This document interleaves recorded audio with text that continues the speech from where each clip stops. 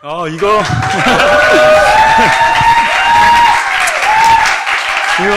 엄청 힘든 겁니다. 진짜 해보니까 엄청 힘드네 이거. 애들한테 어제 똑바로 안 해! 했다가 이거 만만치 않네요.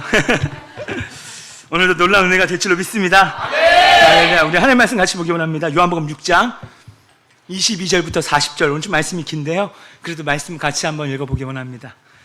요한복음 6장 22절부터 40절 앞에도 다 나와 있습니다. 우리 한 목소리 읽어봅니다. 시작.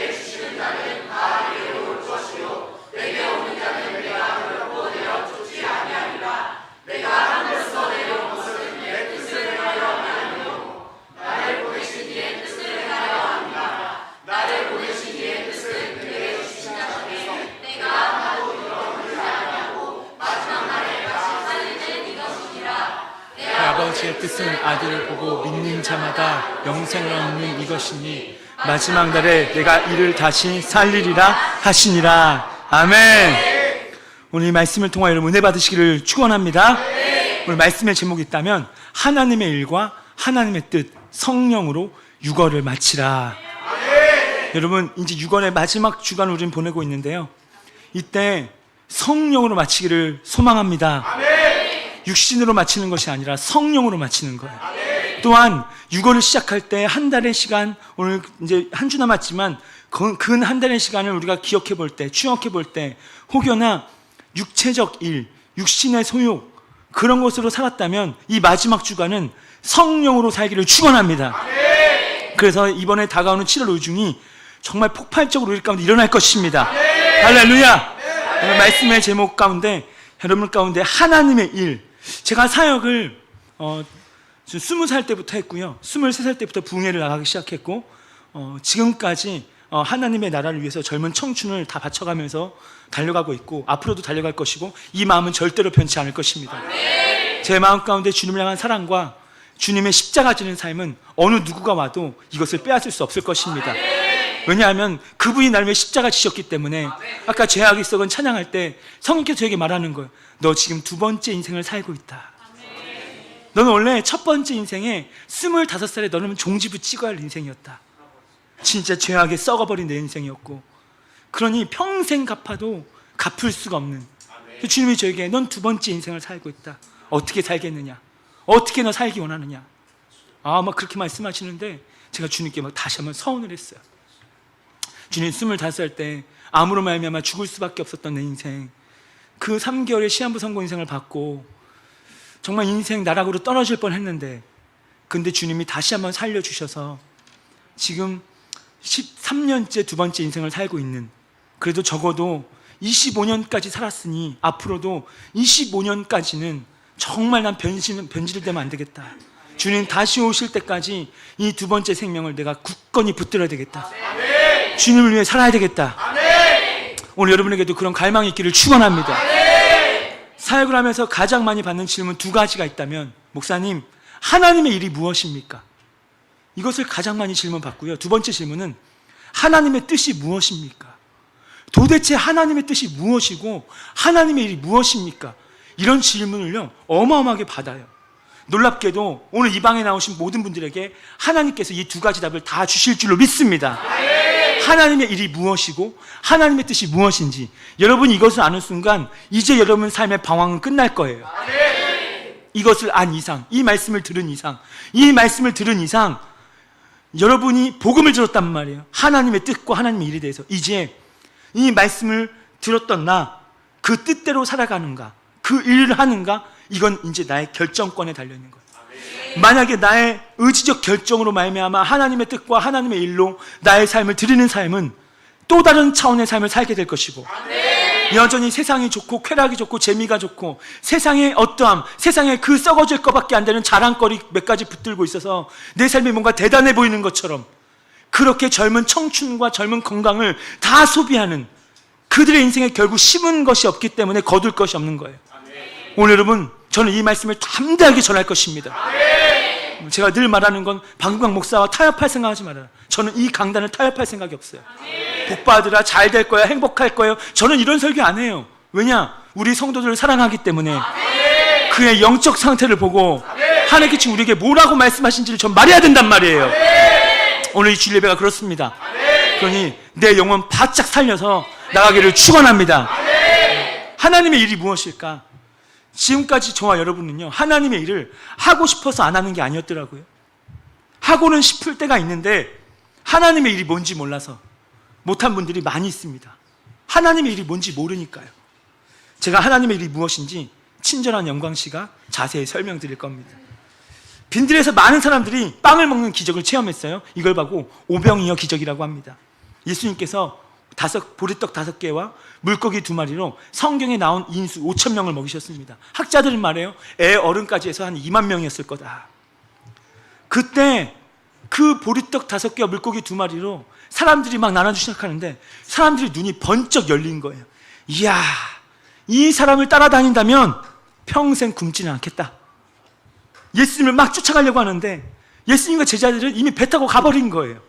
갑자기 사라지고 나니까 이 사람들이, 아, 그래도 내가 어떻게 만난 예수인데 나 절대 놓칠 수가 없지. 배가 없는 사람은 밤새 뛰어옵니다.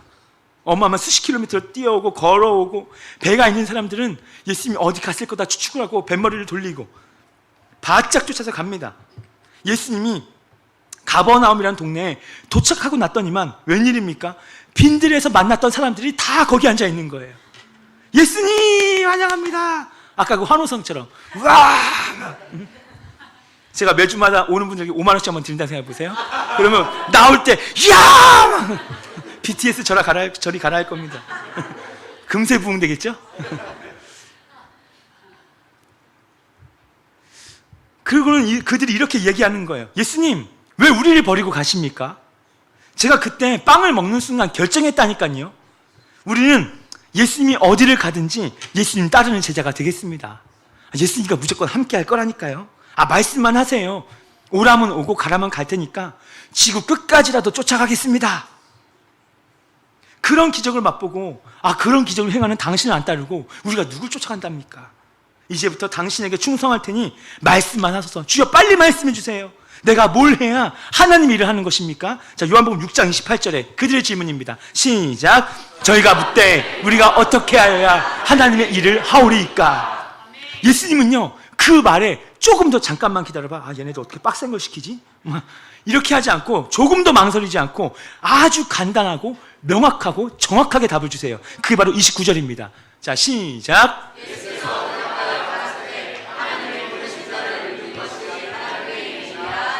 아멘. 하나님께서 보내신 이가 누구입니까? 예수님을 말하는 거예요.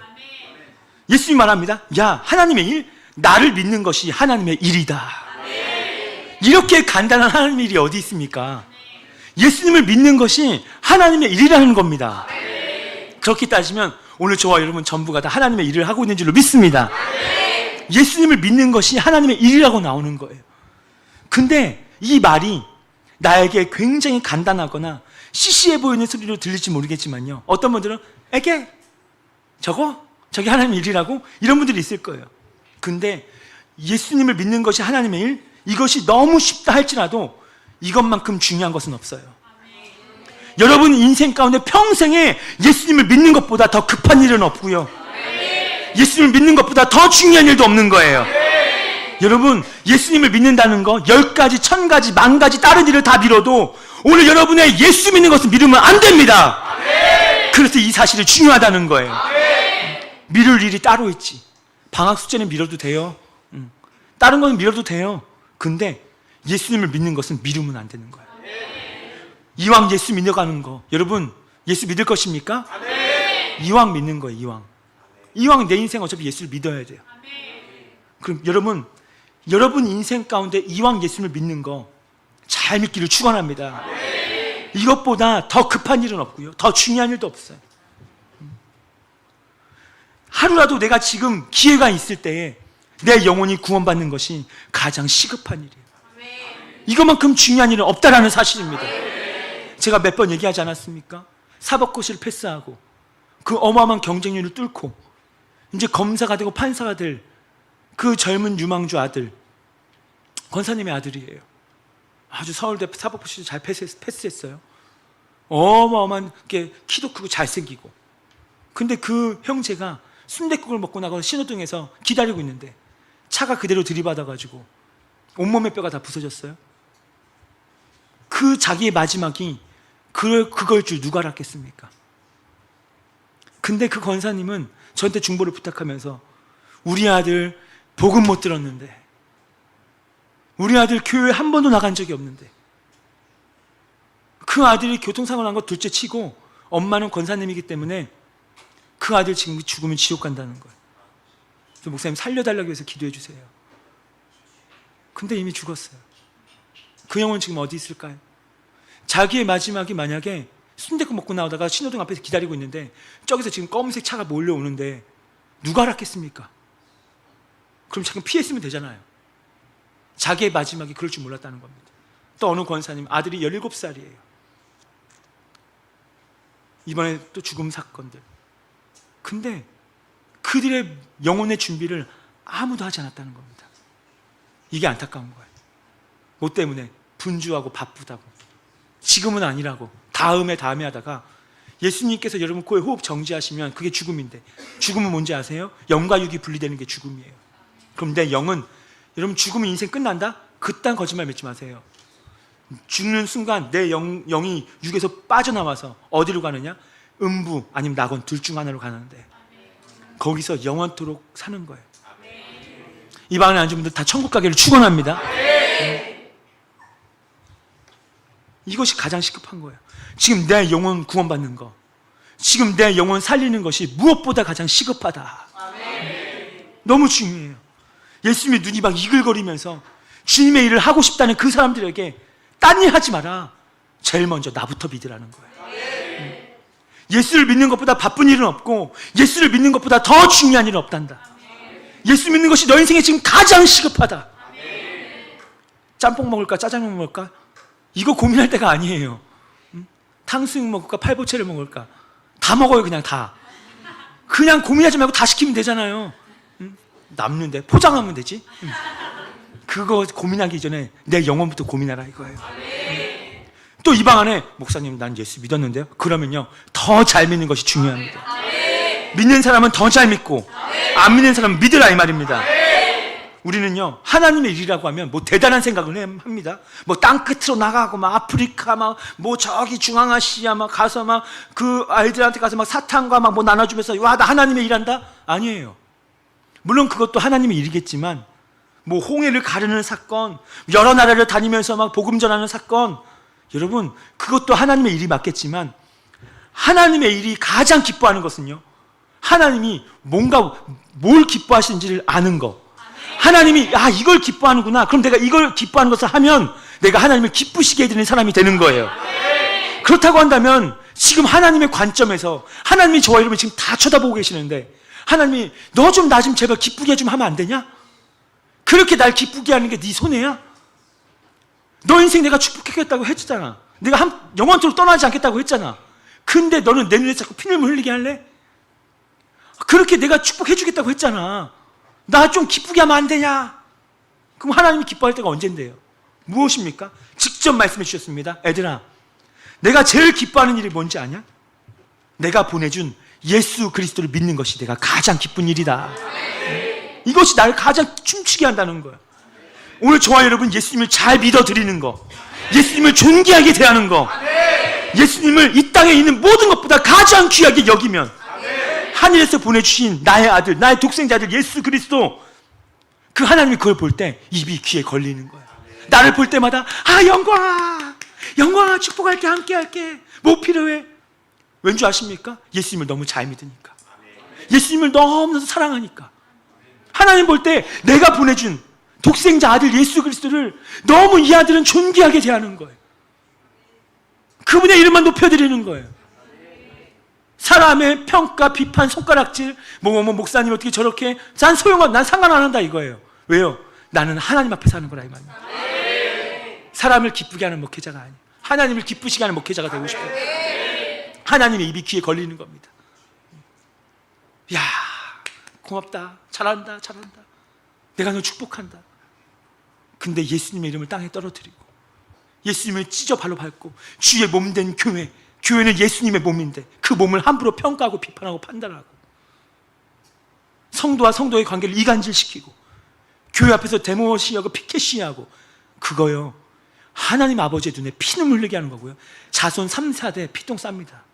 저주받습니다. 함부로 주의 몸된 교회를 찢는 게 아니에요.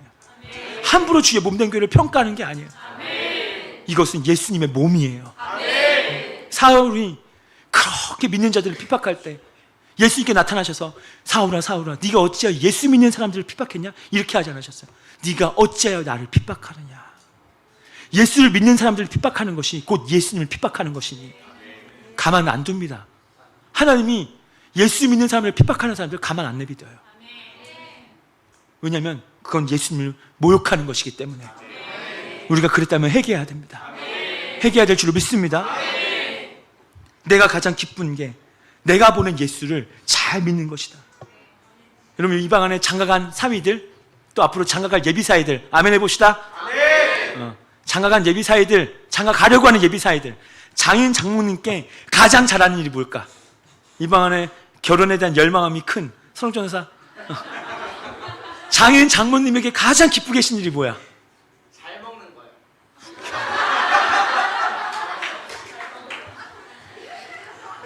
이 방 안에 있는 우리 어머니들은 저런 씨.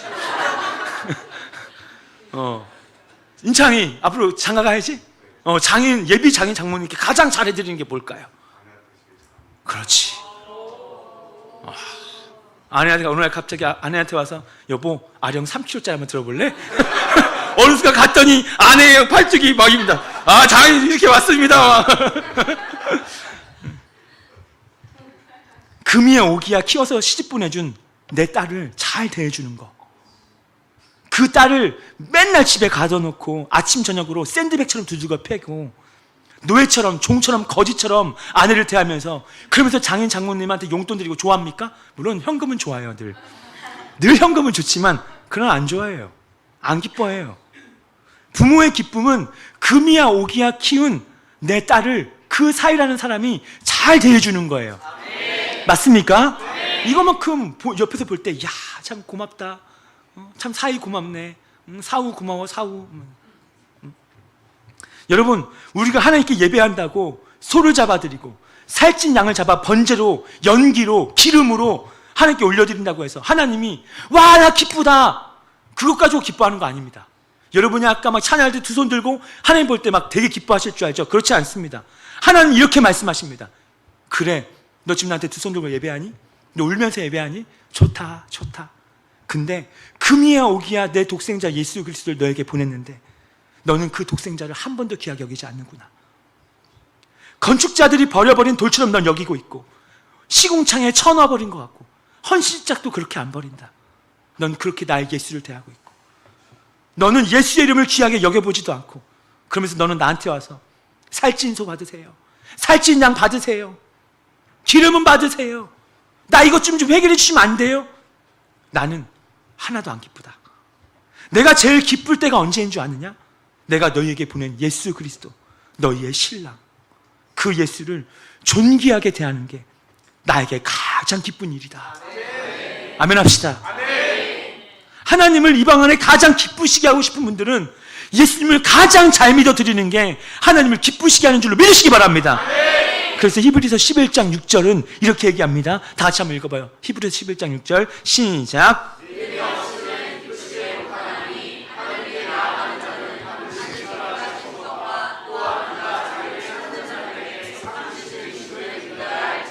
아멘.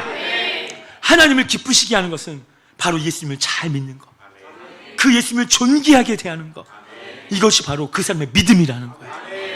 그 사람의 믿음을 보면 예수님을 사랑하는지 무시하는지 대번에 알 수 있거든요. 예수님을 제대로 믿지도 않으면서 하나님 앞에 나와서 주여 영광 받으소서, 찬양 받으소서, 내 소를 드릴까요? 양을 드릴까요? 하나님은요 안 기쁘다는 겁니다. 그래서 우리가 예수님을 믿는데도 수준 차이들이 많아요. 어떤 수준 차이인가? 믿음에도 수준 차이가 정말 많거든요. 예수님을 보고 믿는 믿음. 야, 하나님을 내 눈에 보여봐. 그럼 믿을게. 하나님 안 보니까 내 주먹을 믿어라. 이것이 세상 바보 천치 어리석은 사람입니다. 하나님은 영이시라 그랬어요. 볼 수 없는 분이라 하셨어요. 그럼 그분을 어떻게 만나는가? 말씀으로 오시는 줄로 믿으시기 바랍니다. 예수님을 봐야지만 믿는 믿음. 난 안 보면 안 믿어. 난 절대 안 믿어. 맞다니까. 난 안 믿어. 책 한 권 읽은 사람. 가장 무서운 사람이에요. 또 두 번째 사연이 뭐냐면 안 보고도 믿는 믿음. 안 봤어요. 근데 믿어져요. 예수님을 보고 믿은 사람은 예수님의 12제자들입니다. 요한일서 1장 1절에 자 말씀 또 읽어봐요. 시작. 태초부터 있는 생명의 말씀에 관하여는 우리가 들은 바요 눈으로 본 바요 주목하고 우리 손으로 만진 바라. 아멘. 저는 이 말씀 읽을 때마다 굉장히 좀 질투가 나요. 좀 많이 좀 열받아요. 얼마나 이 요한이 자랑을 하는지 눈으로 본 바요, 내가 들은 바요, 내가 만진 바라. 근데 오늘 이 중에 우리는 보지도 못하고 듣지도 못하고 만지기는 뭘 만져? 본 적도 없어요. 그럼에도 예수를 믿는 저와 여러분, 할렐루야! 하나님이 보내신 아들을 믿는 사람도 두 종류입니다. 보고 믿는 사람, 안 보고도 믿는 사람. 그러면 하나님께서 보실 때 누구를 더 칭찬하냐 이 말이에요. 안 보고 믿는 사람을 칭찬하신 줄로 믿습니다. 12제자를 보고 부러워할 필요가 없더라고요. 도마는요, 야 내가 다들 막 예수님 다 만났어, 부활한 예수 만났어. 근데 도마가 와가지고 난 절대 안 믿어. 예수님의 못 자고 내 손을 넣어보고 옆구리에 내 손을 넣어보지 않고 난 절대 안 믿어. 어느 날 다 같이 모였는데 예수님께서 나타나셔서 도마 어디 있어요? 너 일로 와. 빨리 찔러봐. 넣어봐 빨리. 너는 본 거로 믿느냐? 보지 못하고 믿는 믿음은 더 복되도다. 그 원해 보면 더 귀하도다. 오늘 12제자보다 더 칭찬을 받을 분들은 누군가? 그분들은 이 방에 있을지 모르겠습니다. 본 적도 없습니다. 들은 적도 없어요. 만진 적도 없습니다. 그럼에도 주님의 전에 나와 앉아있는 사람들, 얼마나 감사한지. 베드로 사도가요 이런 성도를 바라보면서 칭찬하는 겁니다. 베드로전서 1장 8절에서 9절 말씀 자 읽어봅니다. 시작. 너희가 보지 못하였으나 사랑하는도다. 이제도 보지 못하나 믿고 말할 수 없는 영광스러운 즐거움으로 기뻐하니 믿음의 결국 곧 영혼의 구원을 받음이라. 아멘. 베드로도 너무 신기한 거예요. 얘들아, 베드로인 나는 예수를 믿고 믿었는데, 보고 믿었는데 너희는 보지도 않고 믿는구나. 예수를 한 번도 안 봤지만 너무나도 사랑하고 있고, 그분을 내 눈에 한 번도 목격된 적은 없지만 믿고 있고, 그분을 한 번도 안 봤지만 그분을 영광 중에 말할 수 없는 기쁨으로 그 예수님으로 말미암아 너희들이 기뻐하는구나. 결국 그 믿음이 너희의 영혼을 구원할 것이다. 여러분, 오늘 저와 여러분의 믿음은 12제자보다 더 귀한 믿음이 되는 줄로 믿습니다. 옆에 있는 분들에게 축복하세요. 어떻게 당신을 그렇게 잘 믿냐고. 당신의 믿음이 참 귀하다고. 안 보고 믿는데 이렇게 귀하냐고. 너무 귀하시다고. 예수님을 본 적도 없어요. 꿈에 본 것 말고, 전 꿈에라도 봤는데 이거 말고 예수님을 진짜 보신 분 없을 거예요. 예수님의 음성을 들으신 분은 있겠지만 12제자처럼 들은 분 있습니까? 없어요. 예수님을 만져보기를 했나? 근데 어메이징 그레이스예요. 무슨 은혜인지 그분을 내가 안 만져도 계신 줄 알아요. 그분을 내가 안 봐도 계신 줄 안다니까요. 여러분, 저와 여러분이 하나님을 기쁘시게 하는 거예요. 다른 데 있는 것이 아니라 예수를 잘 믿는 것입니다. 이게 하나님을 가장 기쁘게 하는 것이고, 하나님을 기쁘시게 하니 그의 인생을 하나님이 어마어마하게 축복할 수밖에 없는 거예요. 여러분, 이 땅에 이단들이 참 많습니다. 여호와 증인, 여호와 증인이라고 들어보셨어요? 여호와 증인이라는 어떤 이단 단체가 있어요. 그 사람들은요, 뜨거운 여름날에도 검은색 정장을 입고 얼마나 깔끔하게 다니는지, 꼭 흰 와이셔츠에 이렇게 빼고 들고 막 또각또각 다녀요. 2명씩 짝지어서 뭐라고 말합니까? 상천하지에 하나님은 여호와 한 분밖에 없다. 하나님을 자랑하러 그렇게 막 다니는 분들이 여호와 증인이에요. 근데 하나님께서 그분들을 보실 때 안 기쁘다는 겁니다.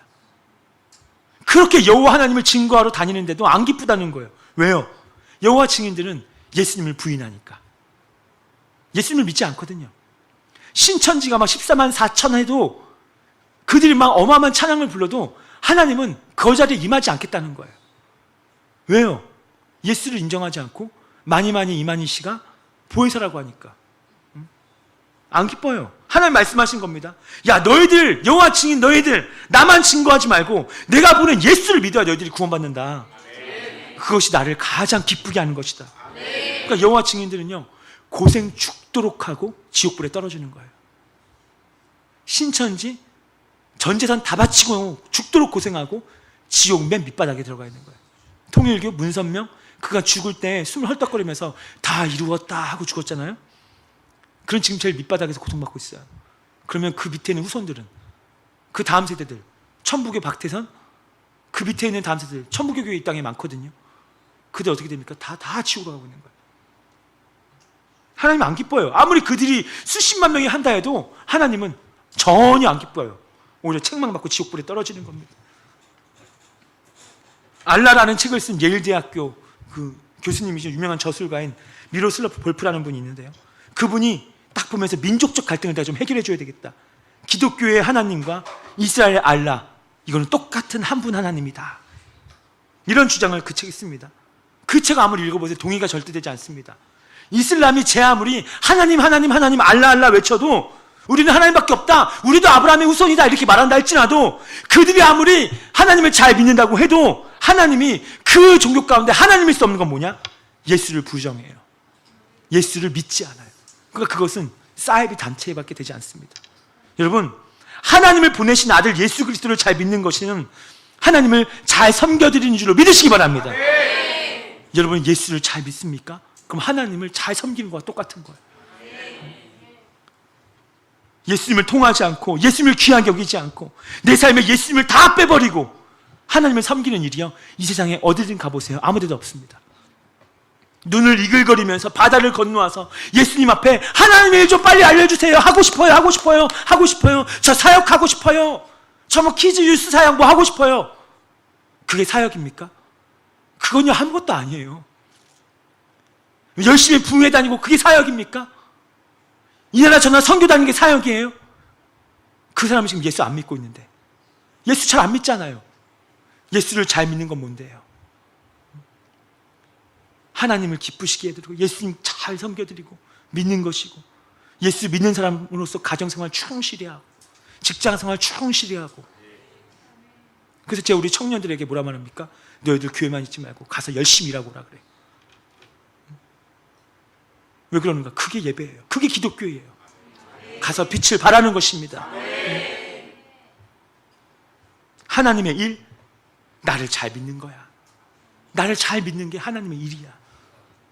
여러분, 이 믿음을, 예수님을 믿는 이 믿음을 우습게 여기지 마십시오. 이 예수님을 믿는 이 믿음만 있으면 세상에 못할 일이 없는 줄로 믿습니다. 이 믿음 시시하게 여기지 마세요. 예수 믿는 거 그게 하나님 일을 하고 에이 간단하네 시시하네 아니에요 여러분. 이 믿음은 대단한 믿음입니다.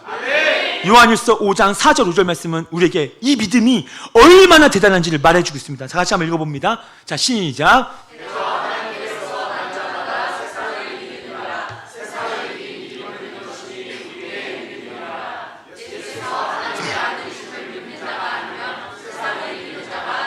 아멘.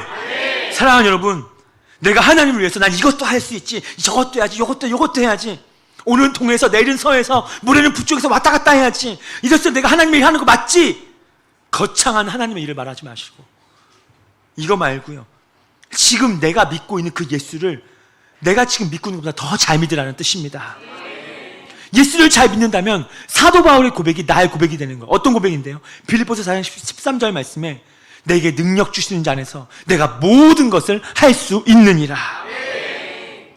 우리가 잘 아는 한국교회 큰 원로 되시는, 지금 이미 소천하셨죠, 한경직 목사님, 은퇴를 하신 후에 남한산성에 아주 조그만 집을 지으시고 거기서 말년을 보내시는데 그분 한국교회 거목이세요. 그분을 존경해서 만나고 싶은 전국의 목사님들을 찾아왔을 때 한경직 목사님이 자기를 찾아온 모든 목사님들과 스케줄을 다 잡아서 만나셨습니다. 한 번도 그냥 아무리 개척교회 목사를 할지라도 그냥 보내는 법이 없어요. 얼마나 잘 대우하시는지. 저도 조영기 목사님 만나러 갔을 때 그 병실에서 만났는데 얼마나 그 아픈 몸을 이끌고 그 소파에 어렵게 앉으시는지. 그래서 저에게 젊은 종에게 기름 부으시고 저에게 아주 중요한 말씀 몇 가지 주셨어요.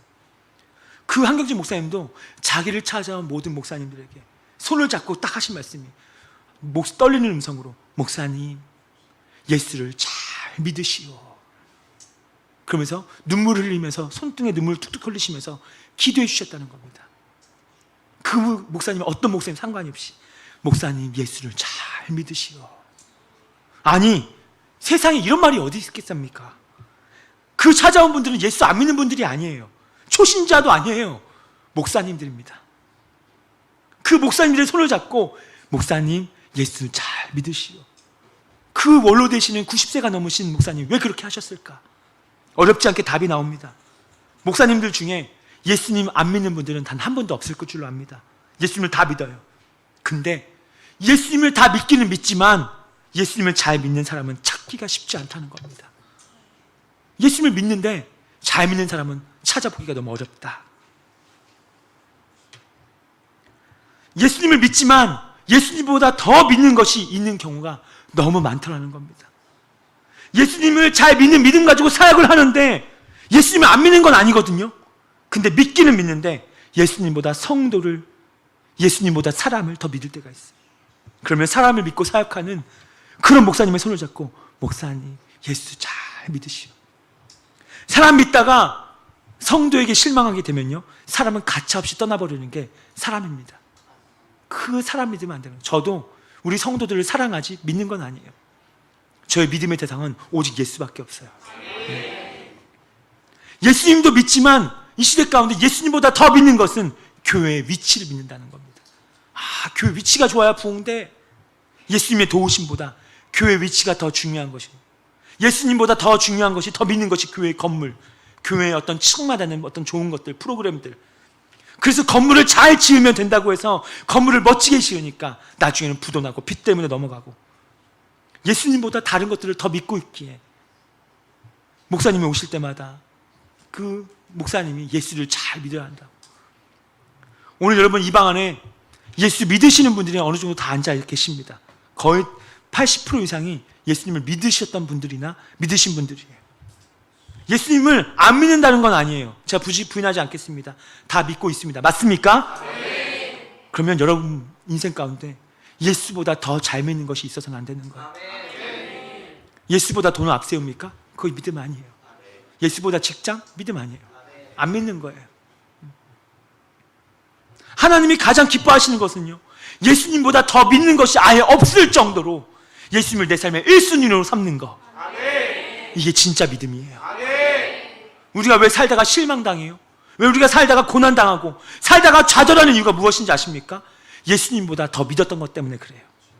예수님보다 더 기대했던 것들이 내 삶에 하나하나씩 무너지기 시작할 때 그 인생 가운데 실망이 찾아오고 그 인생 가운데 좌절과 낙심과 절망, 우울함이 찾아와요. 두려움이 찾아오는 거예요. 여러분, 예수님 잘 믿어보십시오.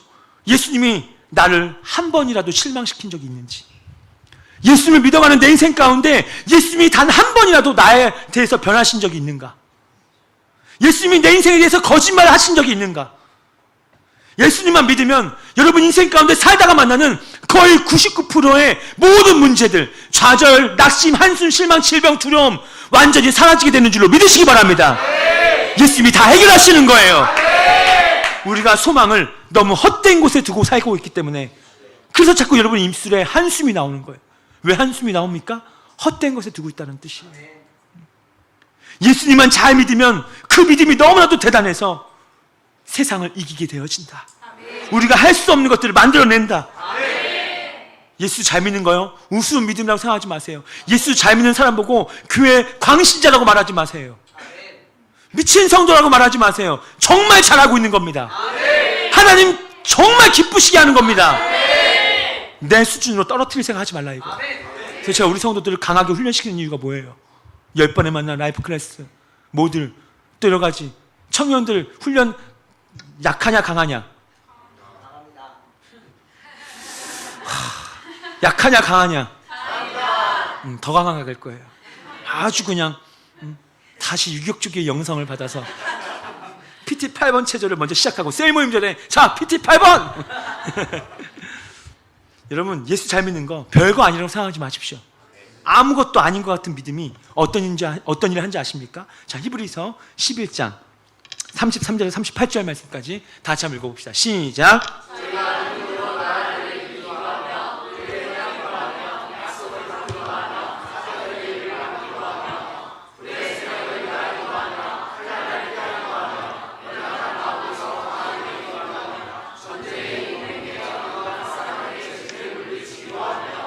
여자들은 자기의 죽은 자를 부활로 받기도 하며 또 어떤 이들은 더 좋은 부활을 얻고자 하여 악형을 받되 구차히 면하지 아니하였으며 또 어떤 이들은 희롱과 채찍질 뿐 아니라 결박과 옥에 갇히는 시험도 받았으며 돌로 치는 것과 톱으로 켜는 것과 시험과 칼에 죽는 것을 당하고 양과 염소의 가죽을 입고 유리하여 궁핍과 환난과 학대를 받았으니 이런 사람은 세상이 감당치 못하도다. 저희가 광야와 산중과 아멸과 토굴에 유리하였느니라. 아멘. 예수를 믿은 것이 시시하고 간단한 일이 아니에요. 이 믿음은 세상이 이길 수 없는 그 능력의 믿음을 만들어내는 줄로 믿습니다. 예수님을 잘 믿어가니까 예수님 때문에 담대함이 생겨요. 불 속이라도 뛰어들고 강 속에도 뛰어드는 그런 담대함이 내 인생 가운데 생겨나기 시작하는 거예요. 이 세상에 믿을 사람 하나 없고 이 세상에 좋을 거 하나 없고 오직 우리는 예수님만 믿고 가기를 축원합니다. 그 믿음 안에 우리 인생 가운데 상상해 볼 수 없는 능력, 파워, 권능, 축복의 삶, 풍성의 삶이 그 믿음 안에 있는 줄로 믿으시기 바랍니다. 두 번째, 하나님의 뜻이 무엇인가? 자, 하나님의 일이 뭐다? 예수님을 잘 믿는 것이다. 할렐루야. 잘 믿기를 축원합니다. 두 번째, 하나님의 뜻은 무엇이냐면 우리가 많이 불렀던 찬송 중에 주님 뜻대로 살기로 했네. 주님 뜻대로 살기로 했네. 주님 뜻대로 살기로. 그 다음 뭐예요? 맞아요. 이게 옛날 6070의 찬양이었습니다. 그때 주님 뜻대로 부흥회 가면 제가 아직도 기억나요. 어렸을 때 부흥회 가면 세상 등지고 십자가 보내 이 세상 사랑 날 몰라줘도 이거를 계속 부르는 그 장면이 아직도 너무 선명해요. 이제 요즘 이게 각색되어서 젊은이들도 이거 부르라고 바뀌었어요. 그 빠른 비트로 가는 찬양 바뀌었어요. 그럼 부를 때 한번 물어보세요. 이봐, 주님의 뜻이 뭔데? 나도 몰라. 그냥 불러. 가사가 은혜롭잖아. 이 찬양을 부르기는 수도 없이 불렀는데 옆에 사람이 주님 뜻이 뭐야 도대체? 몰라 나도. 그냥 불러. 자꾸 방해하고 그래. 이게 우리의 현실이에요. 이게 우리의 현실입니다. 하나님의 뜻을 물어보는데 하나님의 뜻이 뭔지 몰라요. 하나님의 뜻에 대한 구절이 제가 오늘 딱 컴퓨터를 딱 쳐보니까 성경에 60 몇 구절이 나오더라고요. 굉장히 많이 나와요. 그 중에 하나가 하나님의 뜻이 무엇인지 가장 잘 설명해 주는 본문이 오늘 우리가 읽었던 말씀입니다. 하나님의 뜻이 뭡니까? 라고 했을 때 요한복음 6장 39절에서 40절까지 자, 한번 읽어봅니다. 이게 하나님의 뜻입니다. 시작. 나를 보내신 이의 뜻을 하라 하느니라. 나를 보내신 이의 뜻을 내게 주신 자 중에 내가 너도 얻지 아니하고 마지막에 다시 살리는 이것이니라. 내 아버지의 뜻은 아들을 보고 믿는 자마다 영생을 얻는 것이니 마지막 날에 내가 이를 다시 살리리라 하시니라. 아멘. 여러분 여기 보세요. 하나님이 가장 기뻐하시는 뜻은 죽은 영혼을 살리는 거라는 겁니다. 죽은 영혼 살아나는 거. 이게 하나님의 뜻이라는 겁니다. 우리가 인생을 일평생 살면서 하나님의 뜻이 50에서 60가지가 있겠지만 그 중에 가장 1순위 이게 바로 전도입니다. 전도. 죽은 영혼 살려내는 거. 잠든 영혼을 깨우는 거. 영적 코마 상태에 있는 사람을 깨우는 거. 지옥 갈 영혼을 천국까지 인도하는 거. 이게 바로 하나님의 뜻이라는 거예요. 하나님을 가장 기쁘시게 하는 거예요. 나 자신이 먼저 주께로 돌이킬 뿐만이 아니라 그 다음 잃어버린 영혼을 하나님께로 돌아오게 만드는 거. 죽은 영혼 살려내는 거예요. 잠든 영혼을 깨우는 거예요. 하나님은요, 이 세상에 온 열방에 여러분 가정 가운데 또 내 인생 가운데 잃어버린 사람이 넘쳐나고 있고 잃어버린 민족이 너무나도 많은데도 하나님이 실없이 웃고 계시는 분은 아닙니다. 하나님 날마다 웃고 계시는 줄 아세요? 아니에요. 우리 하나님은요, 모든 열방이 주를 믿기 전까지 하나님의 얼굴에는 웃음기가 없을지도 몰라요. 하나님을 기쁘시게 하고 하나님의 얼굴을 환하게 웃게 만들고 하나님의 어깨가 들썩들썩거리면서 춤추게 만드는 것이 무엇인가? 오늘 저와 여러분이 한 영혼이라도 구원할 때라는 줄 믿으시기 바랍니다. 어린 영혼이라도 여러분의 가족이라도 식구라도 친구라도 이웃이라도 한 영혼 손잡고 주님께로 나올 때 우리 하나님이 화난 거예요. 시름시름 앓고 있던 우리 하나님이 어깨가 들썩거리게 만든다는 거예요. 하나님이 그 인생을 볼 때 얼마나 기뻐하시겠습니까? 고맙다 고맙다 잘한다 잘한다 내가 너 때문에 웃는다. 할렐루야. 이런 역사를 매일마다 나타낼지어다. 이 대한민국 가운데 자녀를 유괴당한 집이 많습니다. 그래서 잃어버린 아이를 찾아요. 과자 뒤편에도 그 아이의 사진을 놓고 몇 세 때 잃어버렸는지 지금은 20년이 지나서 이런 얼굴형이 됐을 거라고 본 적 있습니까? 네. 많이 나와요. 또 살다가 눈에 넣어도 아프지 않은 아이가 죽은 집. 이 두 사건은요, 사람이 만날 수 있는 인생 가운데 만날 수 있는 최고의 고난이라고 합니다. 내 아이가 먼저 죽는 것을 봤을 때 너무너무 슬프다는 겁니다. 근데요, 그 슬픔도 시간이 가면 어느 정도 익숙해져서요, 다 잊어버릴 수는 없어요. 그러나 이길 만한 때가 반드시 온다는 겁니다. 근데 죽은 것이 아니에요.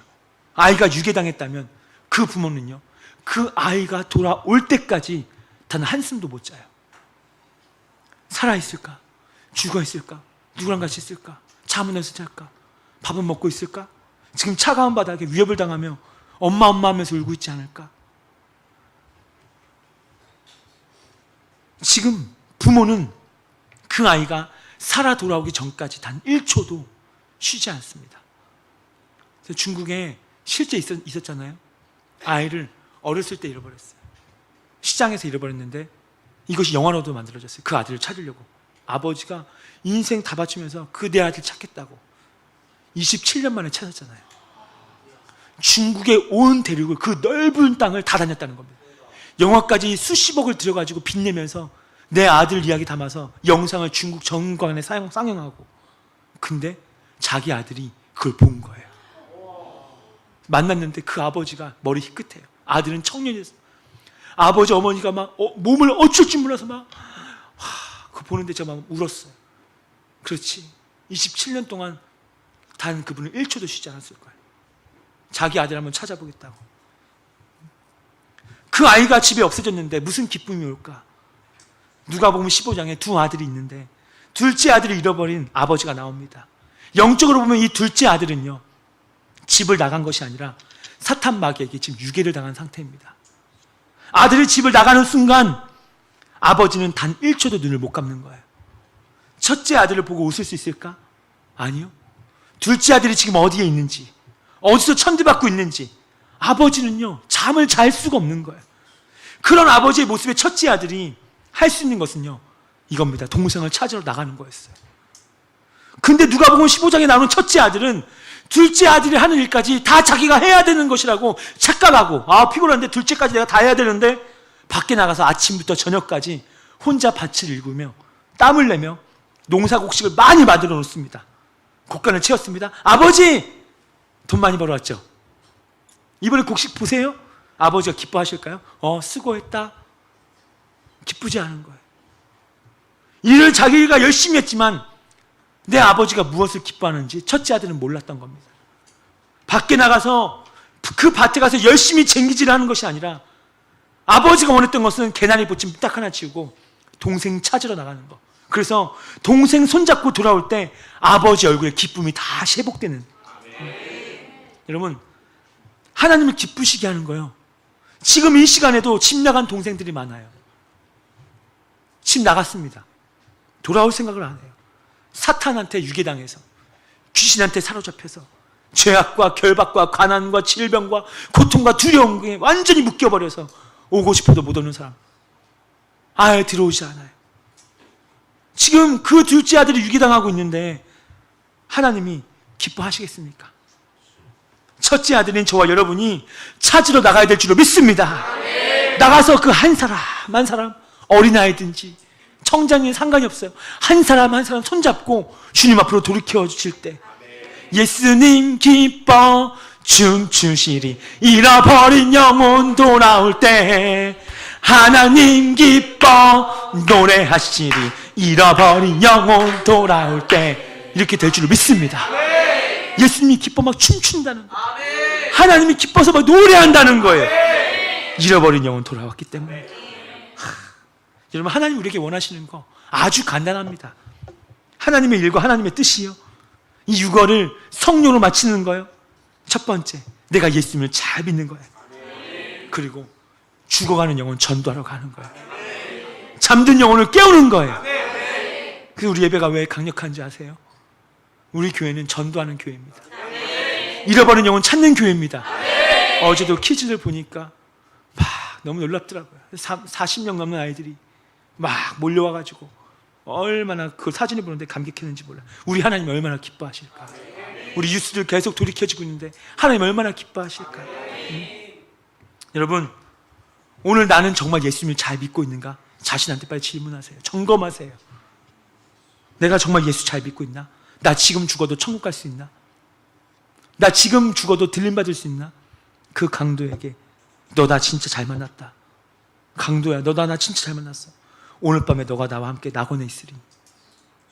그 영혼 구원받았어요. 오늘 나는 주님과 함께 낙원에 있을 믿음이 있냐 이거예요. 모르겠는데요? 그럼 지옥이에요. 잘 모르겠는데요? 구원받지 못했다는 겁니다. 과거에 교회 다녔을지 몰라도 그 믿음 다 죽었다는 겁니다. 지금 나는 영적 코마 상태에 빠졌다는 겁니다. 그러니까 예배가 예배되지 않아요. 갈등과 고민과 두려움과 죄악이, 결박이 끊어지지가 않아요. 죄와 사망의 법 아래 놓여서, 사탄의 법 아래 놓여서 내 삶에 나를 늘 괴롭히게, 나를 늘 망하게 하고 잘 안 되게 하는, 인생이 안 풀어져요. 그래서 여러분, 오늘 말씀을 듣고 깨닫기를 바랍니다. 주 예수보다 더 귀한 것은 없다고 고백하는, 세상 그 어느 것과도 바꿀 수 없는 그 예수님 내가 오늘 믿고 있는가? 희한한 건요, 믿음이 없는 것은 아니에요. 누가 봐도 믿음은 좀 있어 보여요. 근데요, 저도 마찬가지고 여러분도 그럴 수 있습니다. 사람들이 인생 가운데 어려움을 당하면 제일 먼저 버리는 것이 믿음이라는 겁니다. 왜 제일 먼저 믿음을 버리는가? 이게 참 신기하죠. 다른 거 버려도 괜찮은데 제일 먼저, 자기 인생 좀 어렵잖아요. 제일 먼저 신앙부터 버려요. 하나님부터 버려요. 바쁘니까 지금은 믿음을 내려놓고 돈 벌어야 돼요. 나는 지금 이것에 집중해야 되니까 잠깐 믿음 내려놓을게요. 지금은 이것이 급하니까 믿음은 나중에 어차피 또 해도 되는 거니까 지금 난 이것이 급하니까 믿음은 좀만 내려놓을게요. 신앙 내려놓을게요. 나 이거 해야 돼. 예수님은 성경에 뭐라고 말씀하셨습니까? 너 다른 것 다 포기한다 할지라도 믿음 하나만은 절대로 포기하지 말라. 예수님은 이렇게 말씀하셨는데 우리는 정반대로 가요. 어쩜 우리는 다른 것은 하나도 포기하지 않습니다. 직장 포기 안 해요. 돈 포기 안 해요. 내 삶에 어떤 좋아 보이는 거, 쾌락, 재미, 이건 포기하지 않더라고요. 근데 예수는 버려요. 제일 먼저 버리는 것이 예수예요. 믿음이에요. 이 사람은 지금 영적인 착각, 영적인 무지함에 빠진 겁니다. 엄청난 착각하며 살고 있습니다. 어떤 착각이요? 난 언젠가 돌아갈 수 있어. 난 언제든지 난 갈 수 있어. 난 한다면 하는 사람이야. 난 언제든 뜨겁게 하면 난 뜨겁게 할 수 있거든. 난 언제든 예배 뜨겁게 하면 난 뜨겁게 드릴 수 있는 사람이야. 나는 대단한 사람이야. 나중에 믿으면 돼. 나중에 뜨겁게 다시 하면 돼. 그렇게 말하면서 다시 찾을 줄 알고 내려놨던 그 믿음, 10년째 못 찾아서 헤매고 있습니다. 몇 개월째 못 찾고 헤매고 있습니다. 이런 사람이 얼마나 대한민국 가운데 넘쳐나는 줄 아십니까? 여러분, 믿음은 주셨을 때 간직하는 거예요. 믿음을 주셨을 때 내 마음에 장착하는 거란 말입니다. 내려놓았다가 다시 찾을 수 있는 거 절대 아니에요. 마지막에 우리 예수님 이 땅에 다시 재림하시는 날, 내가 예수님, 나 집, 아파트 세 채 마련했습니다. 다이아몬드 반지 10개 있어요. 제가 돈이 통장에 몇 억 있어요. 제가 물질이 얼마나 많이 있는지, 제가 공부를 얼마나 많이 했는지, 자격증도 진짜 많고요. 학위가 몇 개인지. 예수님이, 이야, 너 잘 살았다. 너 대단하구나. 이럴 줄 아십니까? 마지막 예수님 재림하실 때 딱 하나 찾으시는 게 있다는 겁니다. 누가복음 18장 8절에 내가 너에게 이르노니 속히 그 원한을 풀어주시리라. 그러나 인자가 올 때, 이 올 때에는 재림의 때를 말하는 겁니다. 세상에서 믿음을 보겠느냐. 예수님이 이 땅에 재림하실 때 딱 하나만 찾습니다. 너 믿음 가지고 있어? 천국에 들어갈 믿음이 있어? 구원받을 만한 믿음이 있어? 죄사함의 믿음이 있어? 여러분 지금 믿음이 있습니까? 주님이 여러분이 지금 이거 찾으시는 거예요. 너 믿음 살아있냐? 너 살아있는 믿음이냐? 너 말씀 살아있니? 너 예배 살아있니? 날량한 사랑 살아있니? 지금 살아있냐 이거예요. 여러분, 먹고 살기 힘들다고, 바쁘다고, 분주하다고 믿음 버리지 말고, 죽을 고비 왔다고 믿음 버리지 말고, 아무리 내 인생 가운데 어느 한순간에 아무리 급해도 챙겨놨던 그 믿음, 그때 있었잖아요. 여러분, 그런 시절 다 있었잖아요. 저희 어머니 얘기 들어보니까 처녀 때 새벽 기도 가려고 산을 2개나 넘어야 되는데 주변에 공동묘지가 쫙, 근데도 무섭지 않더라는 겁니다. 그 믿음 챙겨놨으니까 말년에 복 받는 거예요. 챙겨놨던 그 믿음, 아무리 급해도 놓지 않았던 그 믿음, 주님이 찾으실 때 주님께 다시 그 믿음을, 나의 믿음 주께 있습니다. 죽을 만큼 고통스러웠지만 그 믿음을 이 사람은 안 잃어버렸어요. 주변에 세상 사람들이 술잔을 주면서 뭐 어때, 다 그런 거야, 나도 교회 집사야. 그래요? 집사님 감사합니다. 이런 썩어 빠진 믿음 말고, 금덩어리 줄 테니까, 야 돈 더 올려줄 테니까, 주일날 빠져, 그냥 사업해야지 지금. 그런 개 뼈다구 믿음 말고, 금을 포기할지언정, 돈을 포기할지언정 나는 믿음을 포기하지 않으리라. 아멘. 주님 앞에 칭찬받을 수 있는 그 믿음. 아멘. 베드로전서 1장 7절 말씀 다 같이 한번 읽어봅니다. 시작. 너희 믿음의 시련이 불로 연단하여도 없어질 금보다 더 귀하여 예수 그리스도에 나타나실 때에 칭찬과 영광과 존귀를 얻게 하려 함이라. 아멘. 여러분이 돈 때문에, 금 때문에, 세상 때문에 믿음 버리면 여러분은 세상보다도 못한 믿음이에요. 금보다도 못한 믿음이에요. 먹고 사는 문제 때문에 그 믿음 버리지 말고, 돈을 포기할지언정, 세상을 포기할지언정 예수 붙잡으면 나의 믿음은 금보다 귀한 믿음이 되는 것입니다. 우리 주님이 이 땅에 다시 오실 거 믿으십니까? 정말 곧 오십니다. 우리가 살아있을 때 오실 때도 있습니다. 저는 세계 예언자들 그룹들이 있지 않습니까? 다들 요즘 말하는 거, 목사님 곧 주님 오셔요. 목사님 곧 오셔요. 진짜 예수님 코앞이에요. 진짜 코앞이에요. 그러니까 이 세상이 발악하고 있는 거예요.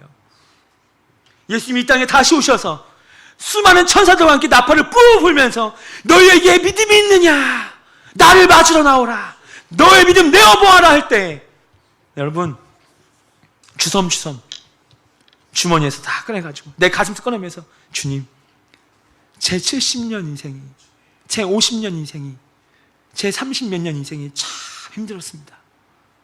먹고 사는 게 전쟁 같았습니다. 내일만 생각하면 눈앞이 캄캄했습니다. 이 믿음을 버리고 싶을 때가 한두 번이 아니었습니다. 그러나 예수님이 은혜 주셔서 주 예수보다 귀한 것은 없고 내 믿음이 적어도 저 세상적인 것보다 더 귀하기 때문에 손에 있는 그 어떤 부귀보다 주님, 제가 이 믿음 지켜냈습니다. 제가 비록 제 삶에 성공하지 못했다 할지라도 믿음 하나만은 지켰어요. 이 믿음을 내 사랑하는 나의 주님께 다시 한번 드립니다. 주여 받으소서. 그렇게 믿음 지켜서 그 믿음 주님께 드리는 우리 모두가 될 수 있기를 예수님의 이름으로 축원합니다. 지금 저에게 찬송이 하나 떠올라요. 이 찬양 주님께 올려드리기 원합니다. 손에 있는 부귀보다. 오늘 여러분에게 질문하기 원합니다. 오늘 나의 믿음은 금과 바꾸지 않을 수 있는 믿음인가?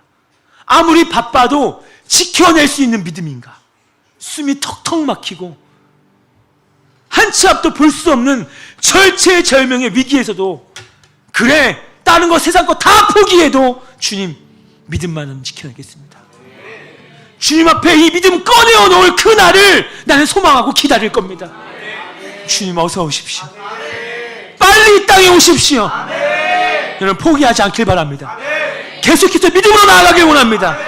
이 금보다 귀한 믿음, 반드시 주님의 칭찬이 있을 줄로 믿습니다.